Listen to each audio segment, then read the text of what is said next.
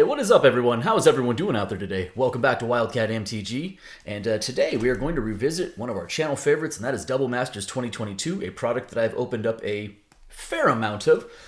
Before we jump into things today, I just wanted to, celebrate something. We recently crossed 1,200 subscribers on the channel, and I just wanted to say thank you. If you're out there watching right now and you're regularly liking and commenting and all the other fun stuff, thank you so much. I appreciate it. It's extremely gratifying to feel like people are genuinely enjoying the videos that I put out and my commentary and things like that. So from me to you, thank you so much. Let's keep the good times rolling. So what are we on the hunt for today? As much of this as I've opened, I think I've only opened up one Dockside Extortionist. I think I've opened up like one Mana Drain. Don't get me wrong, I've been incredibly fortunate. I've opened up like a ton of Teferi's Protection. I've hit a bunch of Imperial Seals, so I'm not feeling slighted. I'm just hoping to pull up and open up some different stuff today. Hopefully we see some fun stuff. We'll talk a little bit about pricing. With that being said, why don't we go ahead and dive on in and let's crack some packs. So as of the filming of this video, these boxes are currently sitting pretty stable. They've been ranging around 265 to 275 for the last few months. They did dip even lower than that for a while, although of course they are still off of their high, which was upwards of 330 at one point when the set first came out, about 330s per box. Again, currently sitting at about 265, which has been about where they've been pretty consistently for the last couple of months. Excuse me. Again, upwards of 275, but mostly sitting in that like 265 range. I will say, while the prices have stabilized, there's still a lot of bulk in the set, and it is very difficult to get back to the EV. You do have to hit some good stuff in here to do that. You have to have some strong rare pulls. Hopefully we see that today, but I'm not banking on it, I guess is what I'm trying to say. All right, first rare mythic is going to be a rare. It is a Boartusk Liege. That is a no-no. That is the Liege cycle. Great fun cards, good and limited, not valuable at all. You do not want to be pulling those if you are trying to hit value. Second rare out of the box is a Weathered Wayfarer. I'm not sure if this is quite at the $3 mark anymore. I don't believe so offhand, but it is a good playable card. Probably a couple of bucks would be my guess, so we'll throw it up top there. See if we have any fun uncommons. No borderless, any borderless cards. Also a no. And so we move on to the second pack. I mentioned Imperial Seal. That does still sit at the top of the pile for most valuable cards. It's currently sitting at about $80 for a regular copy. Been there for a while. All right, Relief Captain. Gnarlback Rhino. Rare Mythic is a privileged position. Probably like $1 or $2. Not, again, but a card I actually still really like. I think it has good playability, especially in Commander, especially enchantments. Excuse me. Rare after that is that... I told you, I have pulled a lot of these. Like, if you go back and watch my Double Masters draft box opening specifically, I have pulled probably 8 Teferi's Protections. Yeah, I don't even think that's an exaggeration. Not sad about it. It's one of the most valuable rares in the set. I think they're just still sitting at about $25, $26. We are not unhappy with that. I will definitely take all the T protections I can get. Ooh, go for the throat. Neat. All right. But we are hunting for, as I mentioned, a Dockside Extortionist. That is the next most valuable card behind Seal. Dockside Fur this is how badly that card needed a reprint. I think the lowest that card ever dipped after the release of the set was maybe into the mid-40s. I'm not sure it ever got below 40, and it's already back up to 62 and climbing. Foil uncommon is Extract from Darkness. Advanced Stitchwing. Rare after that is an Elsha of the Infinite. Actually, a pretty good. I think it's a pretty good commander card. Rare after that is a Judith, the Scourge Diva. And Rancor. Rancor's like a buck and a half. Dimir Aqueduct. The borderless bounce lands actually do have a little bit of value to them as well. So not all bad there. You're not going to get back to a box price, just off of borderless bounce lands. You're going to need some help, but they are chipping in. A couple of bucks a piece, and I think a couple of them might even be approaching $3. All right, Cryptic Spire, sure. Arachnus Web, Anointer of Valor. Mythic. First Mythic is a Renin 6. Let's go. There we go. Good old Renin 6. Still a very, very strong Mythic. Currently sits at about probably about $45. So that's our first mythic out of the gate. We are not unhappy with that. I will take all the Ren and 6s I can get my hands on, so that's cool. Rare after that is a Phyrexian Tyranny. And anything else of substance? There are like 3 uncommons that are still over the like $2 to $3 mark. We're looking at like Path to Exile, Ewit, Eternal Witness. And there's one more I do not remember offhand, but I believe there are currently, I think Lightning Bolt's like $1.75. So those do pitch in a little bit. I can't remember what the third, there's a third uncommon that it's over $2, and I don't remember what it is offhand. Here we go, Mana Leak, sure. Second mythic is a Lord of Extinction. All right, well, we hit on the first one, and we got killed on the second one. We got crushed. Lord of Extinction. That is, I don't understand how this card is still a mythic in today's Magic. Like, this is a fine rare, but mythic it is not. That is not a valuable one either, unfortunately. Pull from Tomorrow as the rare after that. These do, Shadowborn Apostle, still over $1 as a common. These boxes do produce, typically, I would say, around 6 mythics per box. You can get more than that. I've definitely seen lower than that. I've seen over, I think I've seen over 8 before. But typically you're right around the 6. So I would say between 5 and 7 on average. All right, Coiling Oracle, sure. Liliana's Elite, Rare is a Culligan's Command. Nice. K Command is still really reasonably affordable. Again, probably in like the $1 to $2 range, not quite over the $3 range. But as far as playable rares are concerned, that's a really good one. And there's a really good rare also, Green Sun Zenith. This is still sitting at about $9 right now and kind of slowly trickling its way up. So really good rare, not unhappy with that. Skin Render Young Peasy. Nothing else of substance back there.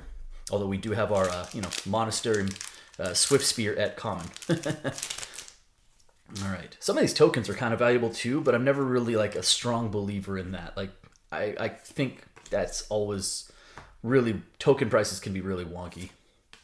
All right, Elvish Rejuvenator. Rare is a Aether Vial, a very strong rare also. Aether Vials are still extremely affordable. I think these are still sitting at around $8. So not a bad time if you wanted to ever pick up a playset to be able to get a playset for like under $35. These things used to be more than that for one by itself. So really strong rare, not disappointed with that. Good old Aether Vial. Shattergang Bros after that. And a Terminate, Borderless Terminate, neat. Cool. All right, so we got some help from our first mythic, which we talked about with good old Ren and 6. We obviously got one of the more valuable rares with good old T protection. And we're getting some pitch in from Aether Vial and Green Sun Zenith. So as we finish up this last pack of the first column, we're doing reasonably well. All right, here we go. Winged Steed Rider, sure. Lava Coil, Rare is a Anguished Unmaking. Also, actually, a pretty good rare. I want to say Anguished Unmaking is probably in that $6 range. These are actually pretty expensive, so not bad at all. Another really strong rare.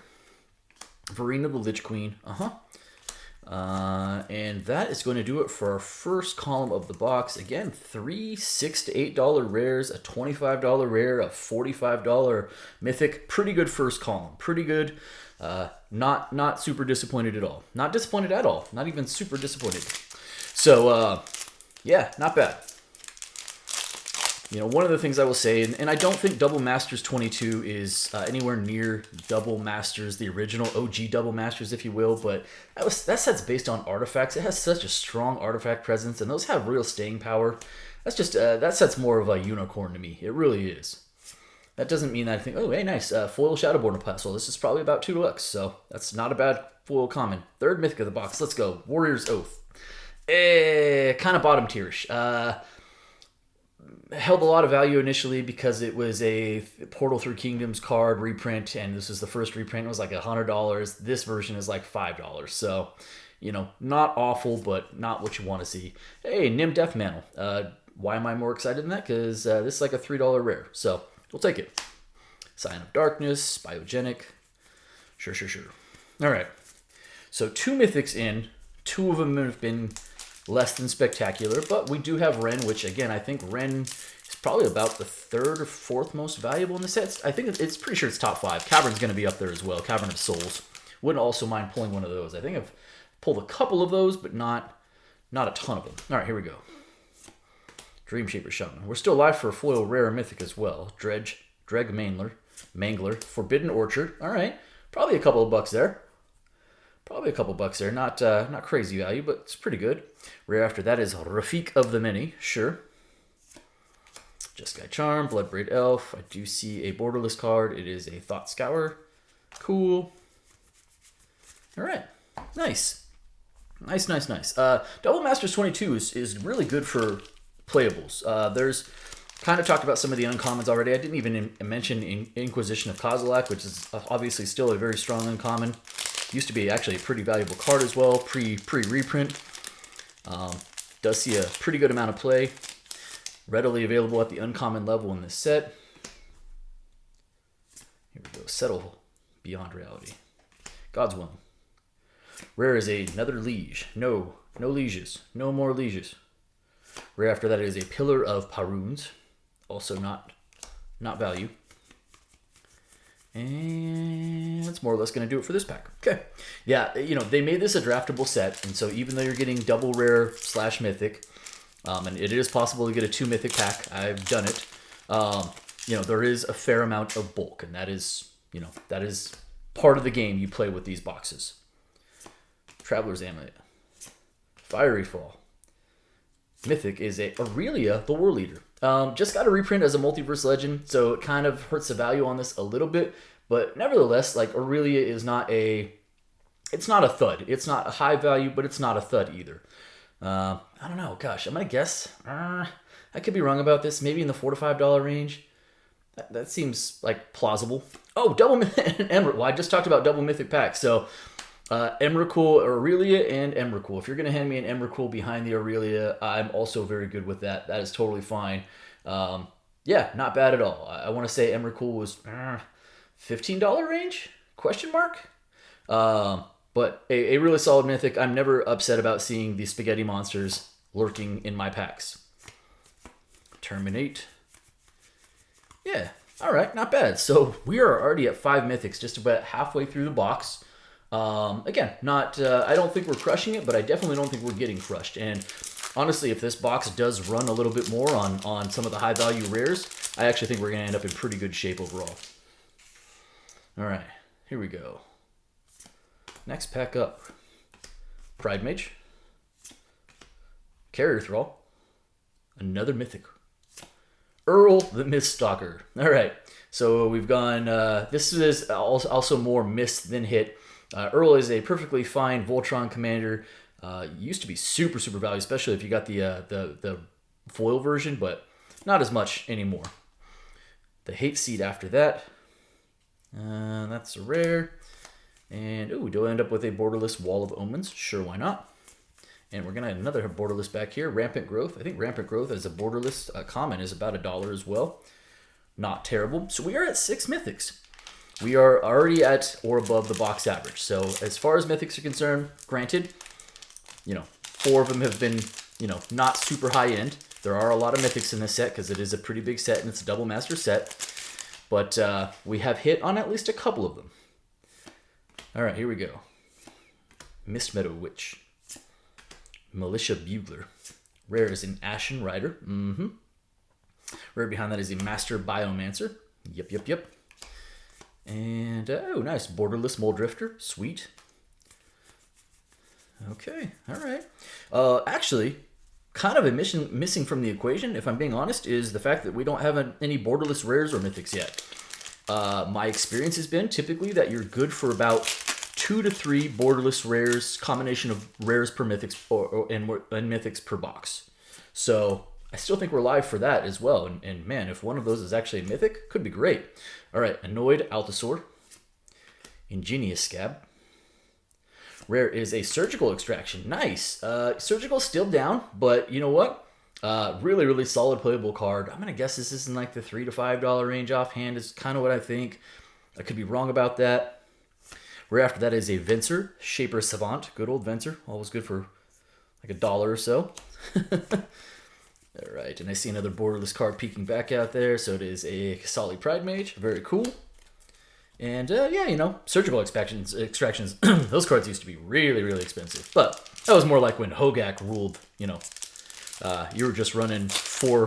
Hogak was around running amok in Modern. You were just main decking like 4 surgicals just because. Didn't even matter what color you were playing because you could just use the Phyrexian mana. Hey, nice. Foil borderless lightning bolt. That's actually probably a few bucks as well. Probably in like the $2 to $3 range. A pretty sweet borderless foil at that. So not bad. I'll take that. We're not upset about that. Experiment 1, rare after. Nice, there we go. There's a hit we needed. Good old Force of Negation. Let's go. So we have hit Teferi's Protection and we have hit Force of Negation. We have hit 2 of the probably 3 most, maybe 4 most valuable rares in the set. That is a great place to be. Bring the Light, Banneret, sure. And if you're wondering what those other rares I didn't, that are in the top 4 that I didn't mention are, I would say that one of them is probably Phyrexian Altar. And I feel like I'm missing one more out there, but Altar's going to be up there. Probably Divining Top. All right, we head into the last column of the box. We are at 6 Mythics. We still, again, live for borderless rares and Mythics, live for foil rares and or Mythics. So here we go. Foil rare is a Grim Flare. That is a borderless foil Grim Flare.